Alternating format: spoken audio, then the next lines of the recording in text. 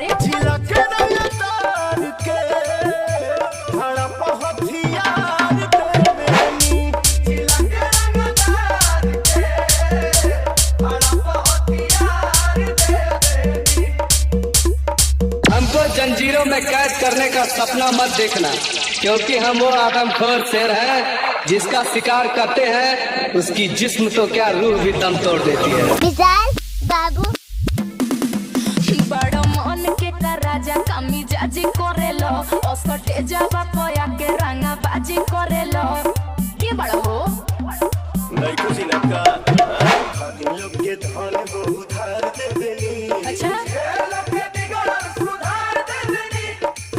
अरे झिलक तार के हड़प हथियार देवेनी झिलक तार के हड़प हथियार देवेनी।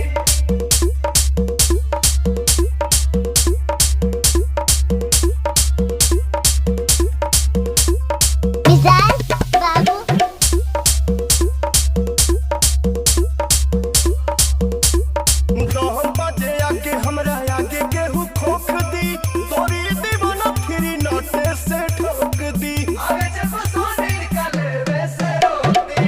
तोहर प्यार बाबू रिस के बा बगली में धइल तहरा बिस के बा तका दूध पी बोल खुश कर दे मनु के थार देवेनी प्यार देवेला के प्यार देवेनी झिलक तार के हड़प हथियार देवेनी झिलक तार के हड़प हथियार देवेनी। मिसाल बाबू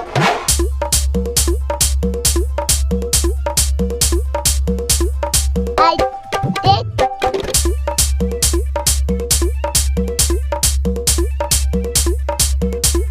अभी ये देखा दी तोहरा के